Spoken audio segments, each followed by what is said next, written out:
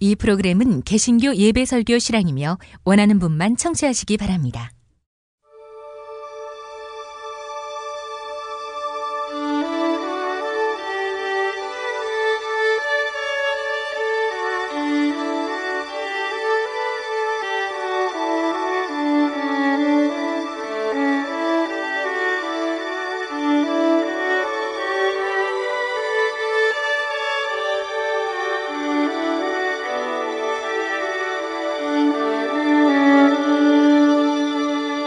성서와 세상.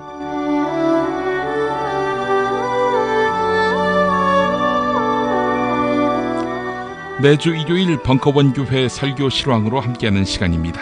오늘은 오네시모와 한반도 평화라는 제목으로 저 김용민이 증언합니다. 광고 듣고 시작하겠습니다. 야, 근데 홍어가 진짜 그렇게 몸에 좋아? 아니 끝내준다니까. 근데 비싸지? 열나 싸고 열나 맛있는 홍어가 있다니까. 어디? 알싸한 홍어. 네이버 검색창에 알싸한 홍어를 검색하시고 1599-6456 전화 주문도 가능합니다. 세계 최초의 미용 베개 바슈필로우를 아시나요? 아름다운 얼굴, 탱탱한 피부, 건강한 수면. 세계 최초의 미용 베개 바슈필로우가 도와드립니다. 검색창에 미용 베개 바슈필로우를 검색해주세요. 미궁 장사랑! 구렁이똥 이뻤다. 장이 살아야 내 몸이 산다. 배변 활동에 도움을 주는 건강기능식품입니다. 미궁 장사랑. 지금 검색창에 미궁 장사랑을 검색하세요. 음식 창업은 몬스터 셰프. 원가 창업은 몬스터 셰프. 창업의 끝판왕 몬스터 셰프. 네이버 검색창에 몬스터 셰프라고 쳐주세요. 상담 문의 458-8838 458-8838 몬스터 셰프. 가장 싸게 안전하게 문자 발송 서비스의 지존 다이렉트 SMS. 매일 아침 그날의 최저가를 반영합니다. 인터넷 최저가가 아니면 차액을 100배로 보상합니다. 다이렉트 SMS. 정권 교체를 함께 염원하는 판촉물 쇼핑몰 네피알. 기념품, 답례품, 기왕이면 네피알로 인터넷 검색창에 입력하시거나 032-519-4800으로 전화하세요. 카카오톡 아이디는 네피알. 한국은 독재를 해야 돼. 하나님이 독재하셨어. 하나님. 이런 걸 해결한 분이 고 박정희 대통령인 줄로 믿습니다. 특별히 전두환 사령관을 위해서 하나님 앞에 기도합니다. 누가 경제 살려달라고 대통령 세웠어? 우리가 장모님을 대통령 세울 때는 종북주의자 척결해 달라고 세운 거야. 혐오를 부추기고 자본에 탐닉하는 교회. 그렇게 예수로부터 멀어진 한국 개신교를 전면적으로 해부했습니다. 한국 개신교와 정치. 한국 개신교에서 가장 핫한 인물, 문화학 박사 김용민이 심혈을 기울여 만든 한국 개신교와 정치. 소명출판에서 나왔습니다. 오늘 우리가 모여 주님께 예배드릴 수 있도록 인도하여 주셔서 감사합니다. 우리가 이 자리에 와서 주님을 생각할 수 있어 좋기도 하지만 주님이 사랑하시는 벙커원 교회 교우들을 만날 수 있는 것도 참 좋아 이 또한 주님께 감사드립니다. 하루가 멀다 하고 매일 전해지는 사건 사고 소식에 우리의 한 치 앞도 안전하다고 장담하기 힘든 삶을 살고 있습니다. 오늘 우리가 건강한 모습으로 만날 수 있는 것은 전적으로 하나님의 은혜라고 믿습니다. 우리에게 기적 같은 삶을 매일 주시는 주님께 감사드립니다. 그러나 주님, 우리는 때로는 바쁘다는 핑계로 일상 가운데서 주님을 잊고 살 때가 많이 있습니다. 주님을 잊고 우리가 주님의 마음을 아프게 하거나 우리 이웃의 마음을 상하게 한 적은 없는지 돌아보게 하시고 우리가 주님의 자녀로서 주님을 기쁘게 하며 세상을 화목하게 하소서. 이 세상에는 고통 가운데 살아가는 사람들이 많이 있고 불의에 억압받는 사람들도 많이 있습니다. 주님께서는 세상의 모든 고통을 헤아리고 계십니다. 얼마든지 주님이 나서서 그 고통을 덜고 세상의 불의를 멸할 수도 있지만 주님은 그것을 우리를 위해 남겨두신 줄 압니다. 우리가 고통을 나누며 불의에 맞서며 하나님의 살아계심을 깨닫고 사람의 소중함을 느끼다는 주님의 뜻인 줄 압니다. 고통받는 자들의 공감하고 나누며 불의를 보고 외면하지 않고 맞서 싸우며 주님이 주신 복음의 기쁨을 이웃에게 전하며 하나님의 자녀로 세상의 빛과 소금의 역할을 충실히 하는 삶을 살고 싶습니다. 주님, 우리가 그런 삶을 살도록 제가 그런 삶을 살도록 계속 인도해 주십시오. 하나님의 말씀은 살아있고 힘이 있어 어떤 양날 칼보다도 더 날카롭습니다. 그래서 사람 속을 꿰뚫어 혼과 영을 갈라내고 관절과 골수를 갈라놓기까지 하며 마음의 푸은 생각과 의도를 밝혀냅니다. 우리가 주님의 말씀을 듣고 새롭게 되길 원합니다. 감사드리며 예수님 이름으로 기도하겠습니다.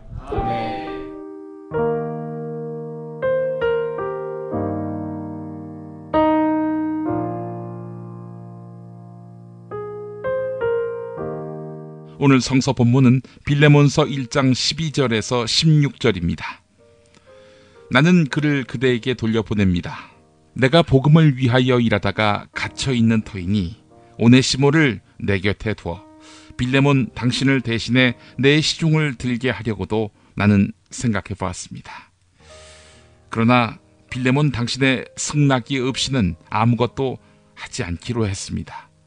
빌레몬 당신이 나를 위해 선을 행하는 것이 마지 못해서가 아니라 자진해서 하는 것이 돼야 하기 때문입니다.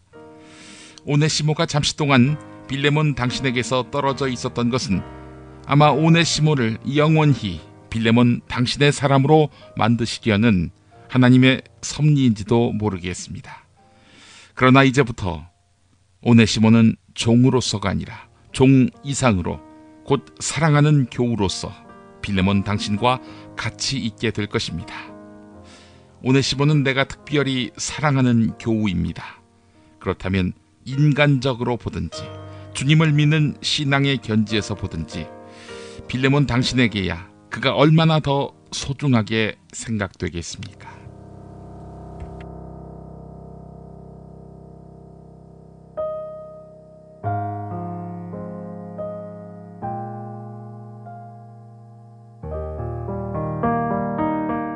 비행기 한 대가 미국의 심장부인 뉴욕 세계무역센터를 향해서 돌진해서 건물을 들이받았습니다.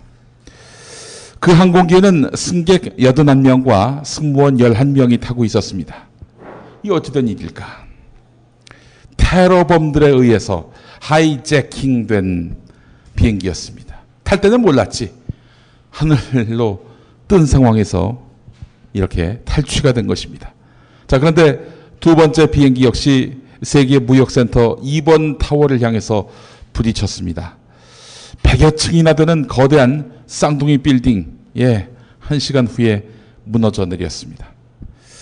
같은 시각 워싱턴 DC, 뉴욕하고 워싱턴 DC는 엄청난 거리가 있습니다. 이동할 때 저는 처음에 서울에서 한 인천 거리쯤 되는 줄 알았더니 서울 부산 거리보다도 더 멀더군요.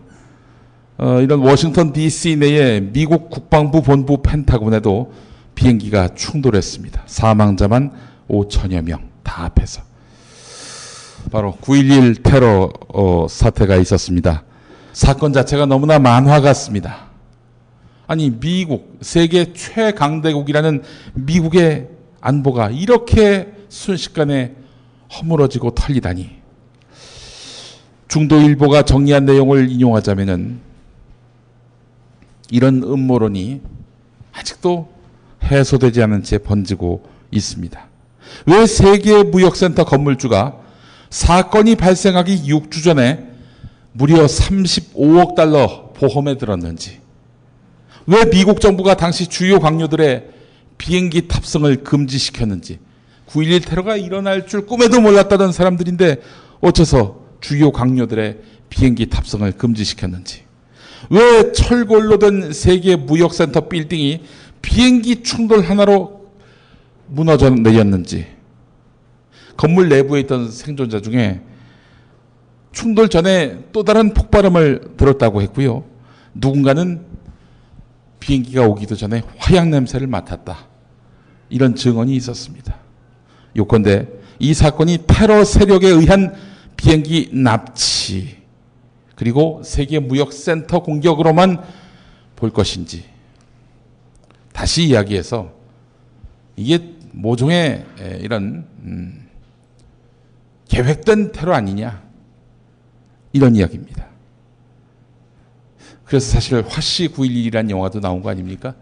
부시하고 알카에다 이 둘 사이에 모종의 커넥션이 있다. 그런 내용인데 말이죠. 아직도 진실의 모든 것은 다 규명되지 못했습니다. 중동을 평정했던 알렉산더 대왕과 7년 전쟁을 이끌었던 프리드리 대왕, 그리고 그 이름도 유명한 나폴레옹이 하늘나라에서 9.11 사태 이후에 이라크를 초토화하면서 테러와의 전쟁을 수행하던 부시를 내려다보고 있었습니다. 알렉산더 대왕이 이렇게 말했습니다. 와, 부시의 저 장갑차, 저 장갑사단, 그게 나한테 있었다면은 나는 확실히 인도까지 정복했을 텐데. 프리드리 대왕은 부시가 갖고 있는 공군력, 저 공군의 비행중도에 몇 개만 나한테 있었다면은 난 7년 전쟁이 아니라 7일 전쟁으로 끝낼 수 있었을 텐데. 자, 이렇게 둘이 한탄하고 있는 사이에 나폴레옹이 이런 말을 했습니다. 아, 나에게 폭스 뉴스만 있었다면 내가 러시아 원정에서 패한 사실을 아무도 몰랐을 텐데, 난 여전히 그 권력을 쥐고 있었을 텐데. 폭스 뉴스는 한국으로 말하자면 TV조선 같은 방송입니다. 미국에도 TV조선 같은 방송이 있어요. 진실을 보도하지 않고 권력에게, 특히 우파에게 유리한 방송을 하는 매체, 폭스 뉴스인데, 자, 오늘 우리가 만날 사람은 오네시모입니다. 오네시모. 빌레몬서 몇 장 있죠? 총 몇 장이죠? 성경 갖고 계신 분들 몇 장까지 있을까요? 빌레몬이 떨렁 한 장 있죠? 떨렁 한 장 있습니다. 25절까지만 있습니다. 자, 그렇기 때문에 사실 빌레몬서의 핵심은 이 오네시모라는 인물의 탈출, 그 내용이 유일한 핵심이라 하겠습니다. 오네시모는 노예였습니다. 빌레몬이라는 사람의 노예였습니다. 자, 근데 이 오네시모가 빌레몬을 떠납니다. 도망친 거지요. 로마까지 도망 나왔습니다. 이때 바울이 오네시모를 만납니다. 한동안 같이 있었습니다. 바울은 오네시모를 설득해서 야, 빌레몬한테 돌아가라. 이렇게 설득하고 그래서 오네시모는 빌레몬한테 돌아간다. 그런 내용입니다. 사실 가출한 자식이 집으로 돌아가는 일은 쉬운데 이 그 경우하고는 전혀 달라요. 오네시모가 만약에 빌레몬한테 돌아가는 순간 그 목숨이 위태롭습니다. 사실 빌레몬은 굉장히 인격적으로 훌륭한 사람이었습니다.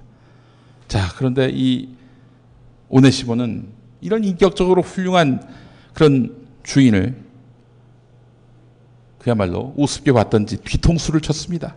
도망 나온 거예요. 그뿐 아닙니다. 빌레몬의 돈까지 인마이 포켓해서 도망쳤습니다. 자, 참 우리 주변에도 인격적인 분들 참 많이 계시죠. 근데 그분들은 처음엔 잘 참다가 뒤통수 맞는 순간 남들의 한 곱하기 3배 정도 분노를 토해냅니다. 이게 얼마나 나를 우습게 여겼으면 나에게 뒤통수를 칠 수 있는가. 분노와 열분이 터졌을 겁니다. 자, 오네시모는 어디로 탈출했느냐. 바로 로마로 갔다라고 말씀드렸죠. 당시 세계의 수도나 다름없었던 로마였습니다. 사람이 많았으니까 군중의 바다로 뛰어든 거죠. 백사장에서 바늘 찾기만큼 어려운 것이 빌레몬의 노예 오네시모 찾기였습니다. 오네시모는 돈이 있었고 탈출을 했으니까 자기가 노예인지 아닌지 사람들이 알 길이 없었습니다. 자유의 몸이 됐습니다. 사실 저는 다시 직장의 노동자가 되라고 하면은 못할 것 같습니다. 사실 지금 프리랜서 아니겠습니까? 프리랜서가 아니죠. 저도 7시간 행불근을 하는 참 유망한 미디어 기업의 CEO를 하겠는데 직원이 2명이나 있습니다. 노조를 만들까 봐 굉장히 요즘 걱정이 많습니다. 서로 좀 떼어놓으려고 하죠. 여간 저보고 다시 노동자가 되라고 하면은 못할 것 같습니다. 밤낮 휴일 평일 구분 없이 이런 노동자 그 이상으로 하지만 신분과 지위로서 노동자가 다시 되라. 저는 못할 것 같아요. 연봉 한 10억 이상 주면은 뭐 또 생각이 달라질 수도 있습니다만은 그럴 가능성은 없고요. 예. 자, 근데 오네시모 보고 말이죠. 뭐 다시 그 직장으로 돌아가라 이것도 아니고 말이죠. 다시 노예가 되라 이렇게 요구하고 있는 거 아닙니까? 연봉을 1,000만 원 더 줄 테니 돌아가라. 승진시켜 준다고 하니 돌아가라. 이것도 아닌데. 게다가 본인은 주인의 뒤통수를 쳤습니다. 돈도 가로챘습니다. 이런 노예가 돌아간다? 주인이 마음 먹으면 죽여버릴 수가 있습니다. 당시에 도주한 노예를 붙잡았을 시에는 이건 뭐 자기 발로 돌아갔다 하더라도 붙잡는 것은 마찬가지입니다. 이건 뭐 봐줄 여지가 없습니다. 이때 이 노예의 생사는 온전히 주인의 손에 달려있게 됩니다. 노예는 십자가형에 처해지거나 예수님이 당하셨던 십자가형에 처해지거나 살더라도 말이죠. 살더라도 그 이마에 F가 딱 찍힙니다. forgitive라고 해가지고 이 도망자라는 뜻이라고 합니다. 이 영화 생각나십니까? 조선시대의 그 음란한 글을 쓰거나 그림을 그린 사람 이마에 음란 이렇게 이마에 딱 낙인을 박는 음란서성이라는 영화. 예, 실제로 그런 일이 있었는지는 모르겠습니다만 아니 여기 음란 이렇게 적힌다고 한번 상상해 보십시오. 자, 이 F가 딱 여기 박힌단 말이에요. 도망자. 이 새끼 도망쳤던 사람이기 때문에 또 도망칠 확률이 있다. 그렇기 때문에 주의 깊게 봐라 이런 의미고요. 또 이상한 곳에서 서성이 있는데 이마에 F가 있다. 아, 이놈 또 도망쳤구나. 이렇게 단번에 식별할 수 있게끔 F를 받겠다는 겁니다. 자, 그런데 오네시모는 얼마나 바울의 설득이 절절했고 감동적이었는지 빌레몬한테 돌아갑니다. 오네시모는 하나 믿는 게 있었습니다. 바로 오늘 빌레몬서 바울의 편지였습니다. 바울은 이렇게 한동안 오네시모와 함께 있으면서 복음을 전했고요. 그렇게 해서 빌레몬에게 돌아가도록 당부를 했던 것입니다. 바울이 오네시모와 한동안 같이 있었다고 했죠. 바울도 위태롭습니다. 남의 소유물을 잠시 은닉했던 거 아닙니까? 이 사람이 아니라 노예는 소유물입니다. 그렇기 때문에 부당하게 은닉, 절반쯤은 도둑놈 취급을 받을 수 있었던 바울이었습니다. 바울도 뭔가 걸리는 겁니다. 그렇지만 바울은 빌레몬의 인격을 믿었습니다. 오늘 17절, 18절처럼 그대가 나를 동지로 여긴다면 나를 맞는 것처럼 이 오네시모를 맞아주시오. 오네시모가 그대에게 잘못한 일이 있거나 빚진 것이 있다면 그 책임을 나한테 뒤집어 씌우시오. 이렇게 말했던 것입니다. 신학자인 최형목 목사는 다름 아닌 16절을 주목했습니다. 오늘 16절이 본문이죠? 다 함께 한번 읽어보겠습니다. 자, 시작. 그러나 이제부터 그는 종으로서가 아니라 종 이상으로 곧 사랑하는 교우로서 그대와 같이 있게 될 것입니다. 그는 내가 특별히 사랑하는 교우입니다.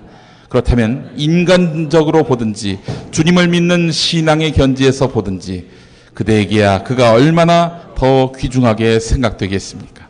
노예가 아니라 교우로서 보자. 이런 취지입니다. 그리스도 안에서는 노예제, 신분제는 극복돼야 합니다. 오네시모는 나중에 어떻게 됐을까요?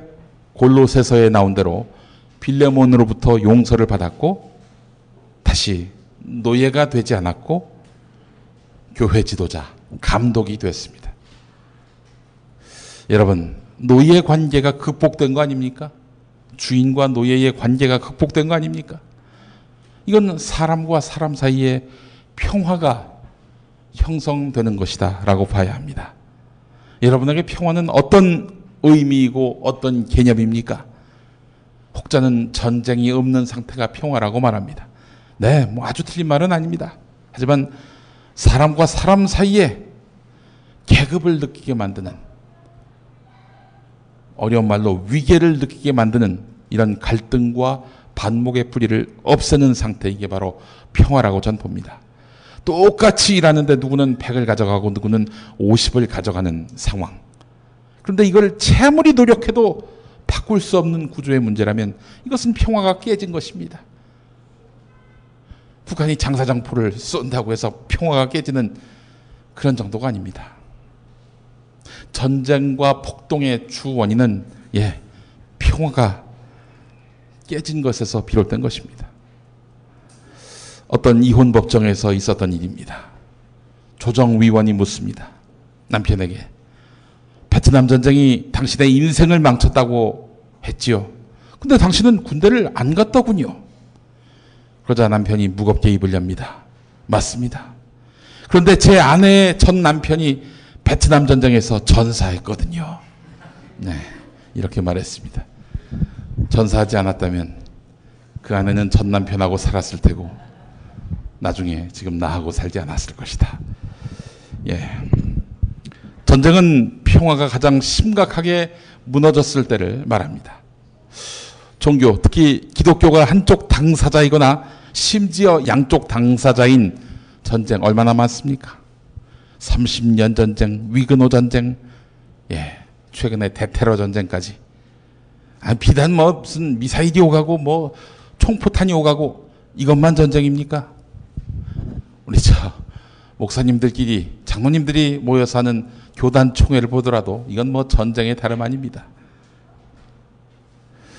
이제 9월에 이제 총회 시즌이 오는데, 곳곳에서 포연이, 눈에 보이지 않는 포연이 아마 일어나게 될 것 같습니다. 이념이든 사상이든 그것이 극단화되면은 전쟁이 벌어집니다. 사실 근데 이념과 사상 한꺼풀 벗겨보면 그 안에는 기득권 전쟁이 있는 것이죠. 이슬람 국가를 표방한 IS도 사실 기독교는 아니지만 종교의 외피를 두른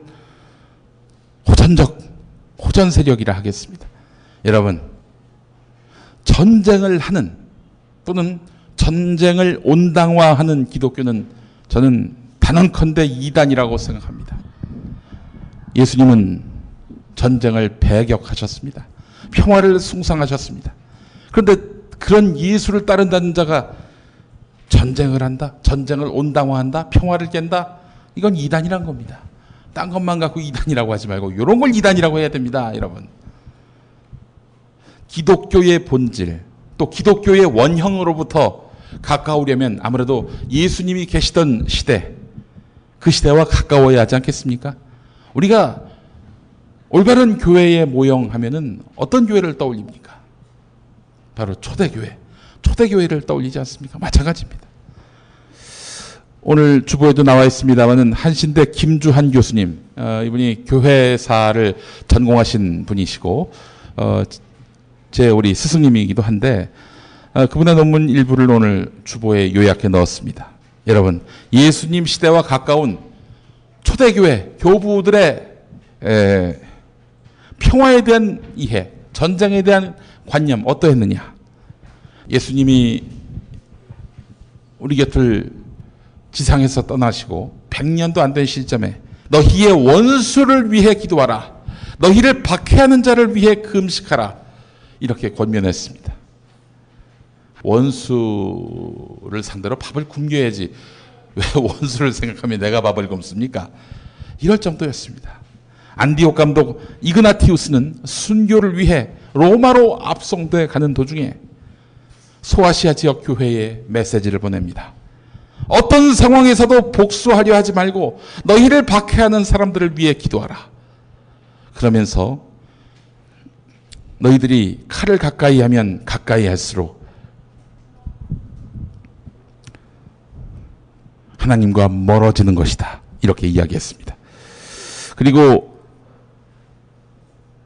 폴리카르포스라는 감독은 원수를 보복하지 말고 고통을 인내로 참아내자 이렇게 권고했고, 순교자인 유스티누스는 전쟁과 상호간의 사륙, 온갖 악으로 가득한 이 시대에 우리는 전쟁 무기를 바꾸어 검을 챙기로 창을 농기구로 만들자. 칼을 쳐서 보습을. 구약성서에 나와 있는 말씀이죠. 네, 이분들은 성서를 근거로 해서 평화를 강조했던 분들입니다. 그리고 테르툴리아누스, 주님께서 검을 잡는 것이, 칼을 잡는 것이 과연 합법적일 수 있을까? 그분이 법에 의탁하지 말라고 하셨다면 전쟁 가운데서 평화의 아들이 나올 수 있을까? 라면서 국가에 의한, 국가 권력에 의한 폭력, 전쟁 모두 부당하다라고 못을 박았습니다. 참 훌륭한 분들입니다. 특히 오리게네스 이 시간에 참 많이 언급했던 교부인데요. 마태복음 19장 12절을 보면은 이 개역 개정판에 나와 있는 내용인데, 모태로부터 태어날 때부터 고자인 사람이 있고 나중에 고자가 되는 사람도 있는데, 하늘나라 때문에 스스로 고자가 된 사람이 있다. 고자가 뭔 말인지 다 아시겠죠? 그러면서 하늘나라 때문에 스스로 고자된 삶이 영광스러운 삶이다라고 생각을 해서 오리게네스 이 교부는 스스로 성기를 절단했습니다. 거룩하게 살기 위해서. 이 오리게네스는 우리는 더는 나라들에 대항해서 칼을 들지 않고 우리의 지도자이신 예수님을 위해서 평화의 아들들이 돼야 한다. 이렇게 말하면서 그리스도인들은 평화를 위해 일해야 할 사람들임을 강조했습니다. 초대 교부들의 평화에 대한 의지는 이렇게 명확했습니다. 이분들이 누구를 모범으로 삼아서 평화의 사도가 되겠다고 마음먹었습니까? 바로 예수 그리스도 아닙니까? 이런 예수를 부정하는 것. 예수님은 가짜다, 가공의 인물이다, 하나님의 아들 아니다. 이것만 예수님을 모독하는 겁니까? 평화를 그르치는 것, 이것도 역시 예수 얼굴에 침을 뱉는 것과 마찬가지라고 생각을 합니다.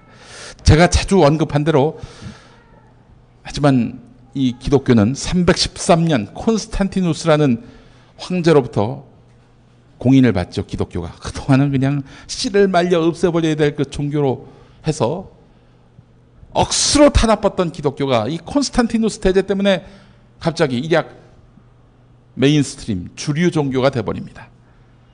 자, 그런데 이 로마가 기독교를 공인한 이유는 기독교가 유일신교 아닙니까? 단 하나의 이념, 단 하나의 지배체제, 그러니까 제국을 운영하기에 참 좋은 그런 도그마였어요. 자, 그런데 기독교하고 이 제국주의가 충돌하는 부분이 있었으니 바로 이 전쟁입니다. 전쟁을 하면 안 돼, 기독교는. 근데 제국은 전쟁 없이 어떻게 그 영토와 그 체제를 유지할 수 있겠어요? 끊임없이 전쟁을 벌여서 확장을 해야 그 제국이 유지될 수 있는 건데. 자, 이러다 보니까 기독교가 로마 제국이 너무 고마워서 정의로운 전쟁도 있지. 전쟁이 다 나쁜 건 아니야. 이러면서 슬쩍 전쟁도 할 수 있다. 이렇게 틈을 벌려놓습니다. 어거스틴에 의해서 말이죠. 자, 이때부터 기독교가 제국주의를 도와주기 위해서 전쟁을 허용했는데, 그 이후로 한 10세기에 걸쳐서 피비린내 나는 그런 전쟁이 기독교 십자가의 이름으로 전 세계에서 펼쳐졌던 것입니다. 최근까지. 전쟁은 모두에게 피곤한 일입니다. 어떤 학교에서 선생님이 전쟁과 평화를 다루는 단원을 끝냈습니다. 역사 수업이었던 것 같습니다. 자, 선생님이 이제 전쟁에 반대하는 어린이 한번 손 들어봐요 라고 했습니다. 당연히 다 손을 들었겠죠. 근데 수업 시간에 내내 졸던 친구도 손을 들었길래, 야, 너는 왜 전쟁에 반대하니? 이 친구가 아주 명답을 했습니다. 전쟁이 일어나면 그 자체로 역사인데 그럼 또 외워야 되는 거 아닙니까? 몇 년에 벌어진 암흑의 전쟁 이러면서 또 외워야 되는 거 아닙니까? 명답입니다. 이런 학생들의 고충을 덜어주기 위해 이후로는 전쟁을 벌이면 안 될 것입니다. 북한이 전격적으로 5차 핵실험을 했습니다. 4차 핵실험을 한 지 불과 8개월여 만입니다. 4차 핵실험 기억하시죠? 4차 핵실험 때문에 박근혜 대통령이 이래서는 안 됩니다 하면서 개성공단을 폐쇄해버린 거 아닙니까? 그거 큰일 났습니다. 아니 왜요? 정윤회가 애인이 생겼답니까? 그게 아니고 5차 핵실험을 한 것입니다. 한반국 관련국과 동아시아 국가의 정상들이 최근에 정상회의를 열었죠. 거기서 일제히 북한 핵 가지려 하지 마라. 경고한다. 이렇게 메시지를 냈는데 그 이튿날 핵실험을 한 거예요. 보란 듯이.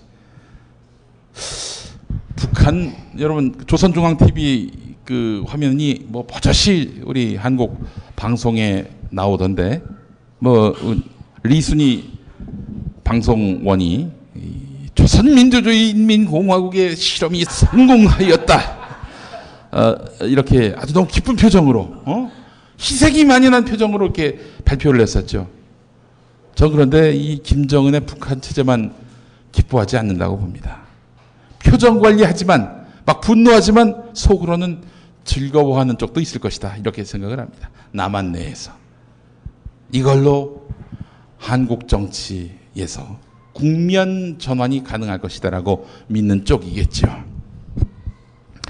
저는 박근혜 정부가 안보를 이야기할 자격이 없다고 늘 말씀을 드렸습니다. 김종대 정의당 의원이 페이스북에 올린 글인데요. 지난 1월 6일 북한이 4차 핵실험을 할 당시 전날 1월 6일 날 핵실험을 했는데 1월 5일이었습니다.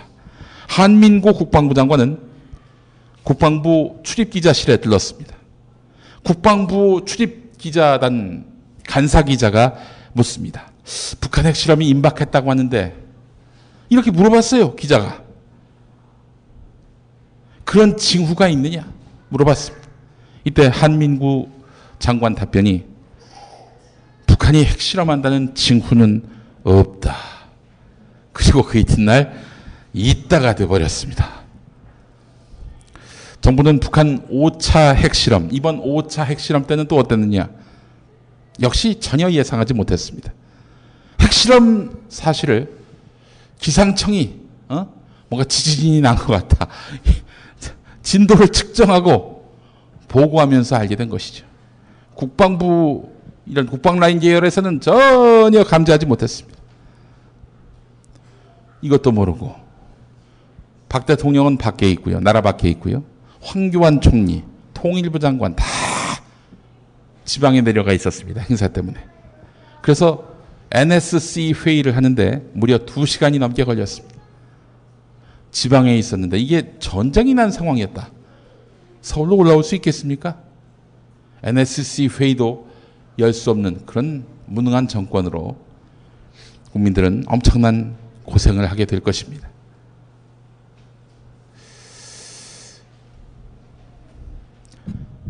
그래서 9월 9일 그 금요일이었죠. 금요일에 국회에서 긴급 국방상임위원회를 열었는데 김종대 의원이 집요하게 추궁을 했는데 이 군 관계자들은 북한이 핵실험했다. 이거 말고는 아는 게 없었다는 거예요. 아무것도. 북한의 핵실험으로 인해서 북한의 군사력이 어느 정도 수준까지 격상이 됐는지 이런 것들에 대해서 캐물어도 핵실험했다. 이거 말고는 아는 게 없는 거예요. 이런 가운데 박근혜 대통령이 무슨 말을 했습니까? 김정은은 제정신이 아니다. 사실 김정은은 제정신이 아니다라는 말을 하고 싶지는 않았을 겁니다. 이보다 더 중요한 말, 진짜 하고 싶은 말이 따로 있었거든요. 국론 분열 세력과 풀순 세력을 철저히 감시하시기 바랍니다. 이 얘기를 하고 싶었을 거예요. 틀림없이. 세월호 때도 메르스 때도 사고 원인 책임 규명 대신에 괴담 색출만 했던 그들 아닙니까? 국정원이나 검찰, 경찰을 향한 대국민 공격. 네, 시작됐습니다. 안 봐도 비디오입니다. 다음 주에 제가 안 올지도 모릅니다, 여러분. 아이 심각해요 상황이. 이 정도까지 나왔는데 우리 국정원 검찰 경찰이 가만히 있겠습니까? 또 궁지에 몰리신 우리 우병우 민정수석이 가만히 계시겠어요? 예. 저는 누차 이야기한 대로 나라와 국민의 안위를 한참 후순위에 두고 있는 박근혜 대통령을 보면 이 사람의 목표는, 정치적 목표는 국민을 행복하게 하는 혹은 뭐 나라의 안보를 잘 지키는, 국민 경제를 살리는, 이런 건 그분의 목표는 아니라고 봅니다. 이 영토 안에서, 자기가 관장하고 있는 영토 안에서 자신을 반대하고 비판하는 사람들을 어떻게 하면은 손을, 발을, 입을 묶어둘 수 있을까? 여기에만 혈안이 되어 있는 것 같습니다. 그런 의미에서 저는 정말 걱정되는 것이 전쟁입니다. 지금 계속해서 북한을 자극하지요. 북한으로서는 제가 보기엔 좀 웃깁니다만 최고 존엄이라고 불리는 김정은을 정신 나갔다. 할 수 있습니다. 뒤에 가서 뭐 자기 이불 뒤집어 쓰고 혹은 뭐 대통령이 아닌 개인으로서 그런 얘기 얼마든지 할 수 있죠. 그런데 대통령인 사람이 남북 관계를 관리할 책무가 있는 한반도의 지도자가 김정은 정신 나갔다, 이렇게 공개석상에서 이야기하는 것은 정말 막가자는 얘기입니다. 제가 전에도 말씀드렸지만 이 누님은 이미 전쟁을 각오한 것 같습니다. 전쟁 자체도 큰 불행이지만요, 전쟁을 빌미로 한 내부 단속, 이게 걱정입니다. 여러분, 예비검속이란 말을 제가 한번 소개해드린 적이 있었죠. 영화 태극기 휘날리며에서 보도연맹 거기다가 이름 적어서 쌀 가져갔다는 이유만으로 지금은 세상을 떠난 배우 이은주 씨가 사살당하지 않았습니까? 우익들에 의해서. 정치평론하는 유창선 박사님이 어제 페이스북에 글을 남겼는데, 야, 이게 바로 제가 고민했던 그 부분을 똑같이 고민하시더라고. 헌법을 뒤져보았다. 전쟁 때 비상계엄을 대통령이 선포할 수는 있지만 헌정중단은 불가능하다. 헌정중단이 뭡니까? 국회를 해산하는 거죠. 쉽게 얘기해서. 비상계엄은 그런데 대통령 마음대로 선포할 수 있는 게 아니다. 국회 재적의원 과반수 요구가 있으면은 해제하도록 되어 있다. 물론 이제 대통령이 먼저 비상계엄을 선포할 수는 있지만은 이거를 국회의원, 재적의원 과반수가 있으면은 해제하도록 되어 있다는 겁니다. 지금 김대중 전 대통령의 평화노선을 지지하는 야당 의원 수가 한 170명 되거든요. 우리 박근혜 대통령이 비상계엄 선포하셔도 불과 몇 시간 만에 해제할 수가 있습니다. 얼마나 이게 참 큰 은혜인지 모르겠습니다. 저는 은혜라고 봅니다. 이 시대. 남북 대치 상황을 빌미로 해서 비상계엄을 선포하고 그렇게 해서 마냥 권력을 연장하는 것도 생각해 볼 수 있지 않을까. 전 내심 이런 걱정을 했거든요. 그러니까 비상계엄 선포해놓고 내년 대선 다 뭉개버리는 겁니다. 자기가 2년이고 3년이고 이 갈등 상황, 긴장 상황, 전쟁 상황을 만들어서 자기 권력을 계속 유지하는 거 아닌가, 이런 염려를 했었는데 이 보니까 그렇지가 않은 거예요. 이 헌정이 일개 독재자에 의해서 무너지거나 해산될 가능성은 없는 그런 참 좋은 체제에 살고 있구나. 이게 바로 1987년 6월 항쟁의 결실이죠. 그때 개헌을 통해서 성사시켜 놓은 것입니다. 국회 해산권이 사라졌어요. 여러분, 우리 유신 때 한번 생각해 봅시다. 박정희가 딱 나타나서 지금 이대로는 안 된다. 나라가 너무 위태롭다. 북한의 도발 공격, 이게 예측된다. 그러면서 국회를 해산시켰잖아요. 지멋대로 나라를 삶아 먹은 거 아닙니까? 끓여 먹고. 북한이 걱정이 돼서, 북한이 문제시 돼서 그렇게 해서 선포한 유신인데, 미국보다도 먼저 북한에다가 우리 유신한다? 이랬던 박정희 정부였습니다. 그 북한과 동시에 유신헌법과 북한의 김일성 독재 체제를 지속 가능하게 만들어버리는 사회주의 헌법, 이게 같은 날 동시에 발효가 된 거 아세요? 예. 이게 지금 남북이 야합을 한 거예요. 김일성, 너 거기서 독재자 하라고. 나 박정희 여기서 독재자 할게. 우리 잘해 먹자. 그래서 이런 여권연대가, 남북 여권연대가 이로써 실현이 됐던 것입니다. 1987년 우리가 정말 위대한 일을 한 겁니다. 헌정 중단을 걱정하지 않아도 됩니다. 여러분, 전쟁 없는 세상을 실현하는 것은 또 다른 전쟁을 통해 가능하다. 그러니까 북한이 평화를 위협한다라고 판단돼서 우리가 전쟁을 일으켜서 북한 체제를 멸절시키자. 그럼 우리에게 평화가 오지 않겠느냐. 이런 생각들을 많이 합니다. 그래서 정신 나간 어떤 신문사 논설위원은 한 사나흘만 참자. 그 사이에 아주 북한 정권을 그야말로 콩가루로 만들어버리고 쑥대밭으로 만들어버리고 우리가 그렇게 해서 주석궁으로 땅크 몰고 가서 북한 체제를 점령하자. 아니 그럼 중국이 가만히 있습니까? 덜 떨어진 인간이죠. 그런 인간이 얼마 전에 저 진중권 씨하고 TV 토론하는데 품격을 높이라고 저기 진중권한테 그러더라고. 너나 잘해, 너나. 그리스도의 평화는 전쟁을 용인하는 평화가 아닙니다. 그리스도의 평화는 아주 특별합니다. 사랑이 전제된 평화입니다. 사랑 없는 정의는 또 하나의 강제나 복수의 위협이 자라나기 마련이다. 김주환 교수가 이렇게 이야기했습니다.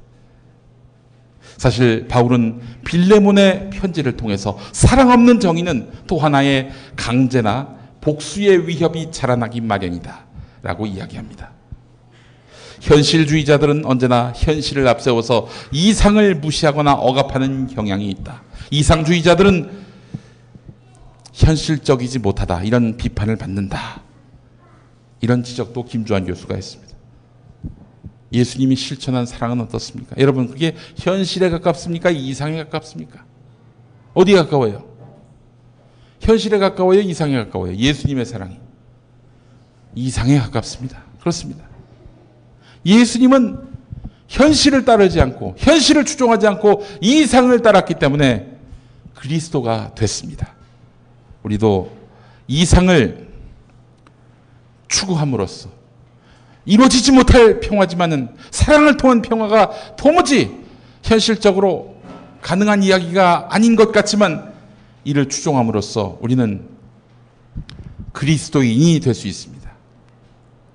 평화는 불가능해 보여도 우리가 작은 계란 하나에 불과해 보여도 이 이상을 추종하고 따르면서 때로는 불이익을 겪으면서 우리는 그리스도의 평화를 이 땅에서 실현해 나갈 수 있는 것입니다. 앞서 문익환 목사님 동영상 보셨죠? 89년, 90년 그때만 해도 저는 문익환 목사님을 보면서 아니 저 양반 왜 저러지? 저런다고 뭐가 달라져? 솔직히 그런 생각을 했습니다. 근데 문익환 목사의 저 방북이 북한 사회에 끼친 충격이란 이만저만한 게 아닙니다. 오랏 남한도 진짜 나쁜 놈들만 있는 줄 알았는데 미제 앞잡이들만 있는 줄 알았더니 아니 남한에 있는 목사가 우리 땅에 와서 주성님을 만났네. 여기서부터 북한 사람들은 마음의 장벽 하나를 걷어버립니다. 남한 사람들, 물론 당시 언론들을 보게 되면 국민일보를 포함한 MBC 각종 언론들 당시에 보도된 내용을 돌아보면은 문익환 빨갱이 이거밖에 없었습니다. 그렇지만은 오랏 통일이라고 하는 것이 체제 대 체제의 대화를 통해서만 가능한 줄 알았더니 저 민간인인 문익환 목사도 북한에 가서 김일성을 만나네. 예, 이것이 씨앗이 돼서 눈물로 뿌린 씨앗이 돼서 그로부터 10년이 지나 6.15 남북 공동선언이 만들어지고 지금 남과 북에 전쟁하자는 이 호전 세력이 집권한 마당에도 이 평화가 위태롭지만 유지될 수 있는 힘, 이것이 바로 모니칸 목사가 뿌린 눈물의 씨앗, 평화의 씨앗이라고 생각을 합니다. 주님은 안 된다고 하는, 도저히 안 될 것 같은 당신의 일에 힘쓰는 자들, 당신의 일에 봉사하는 자들, 그 자들의 손길에 힘과 능력을 부여하십니다. 평화를 깨는, 그래서 분단을 고착화하려는 자들을 강력하게 규탄하고 모든 창과 칼을 녹여서 농기구로 만드는 평화를 위해 일하는 일꾼으로 우리가 거듭났으면 합니다. 오네시모와 빌레몬의 마음의 벽이 무너지도록 사랑으로서 평화를 실현한, 평화를 일군 바울의 그 마음을, 그 진정성을, 그 의지를 우리는 본받아야 되겠습니다.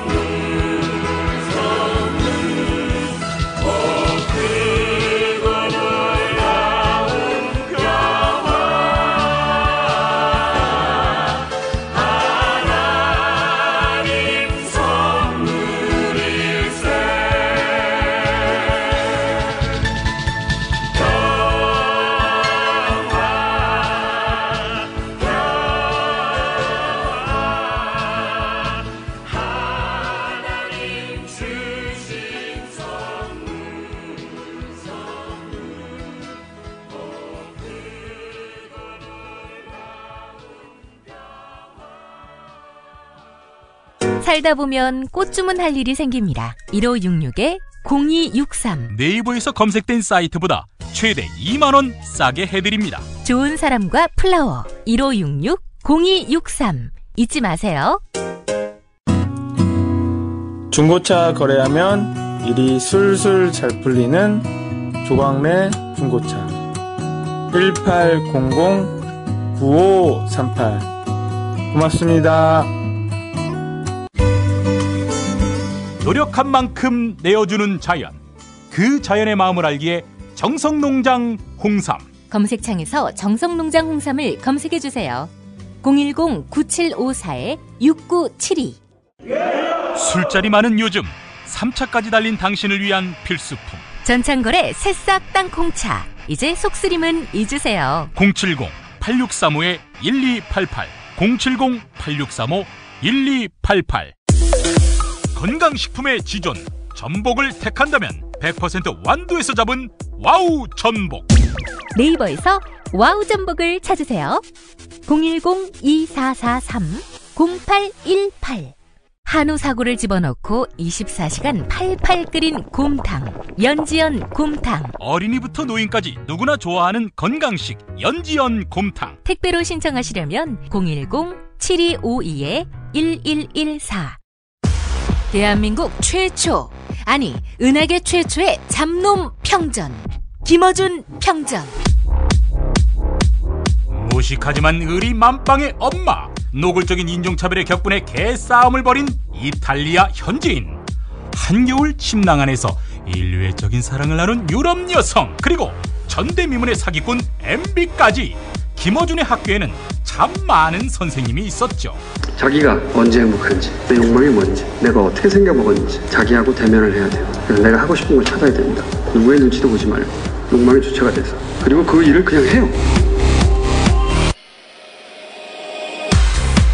은하계에 다시 없을 딱 한 사람 김어준. 김용민이 김어준을 9년간 관찰한 기록. 김어준 평전. 김어준 평전 인터하우스에서 나왔습니다.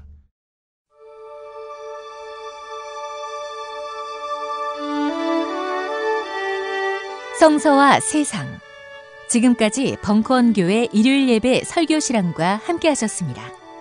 벙커원교회는 서울 서대문구 충정로 20 벙커원에 있으며 매주 일요일 아침 11시에 예배하고 있습니다.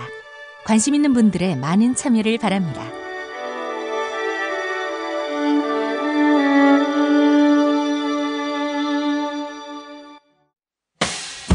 김용민 브리핑과 함께한 시간 어떠셨어요? 다음 시간에도 보다 바르고 알차며 즐거운 정보로 여러분을 찾아가겠습니다. 팟캐스트 포털 팟빵에서 다운로드하기, 구독하기, 별점 주기, 댓글 달기로 응원해주세요. 잊지 마세요. 다운로드하기, 구독하기, 별점 주기, 댓글 달기.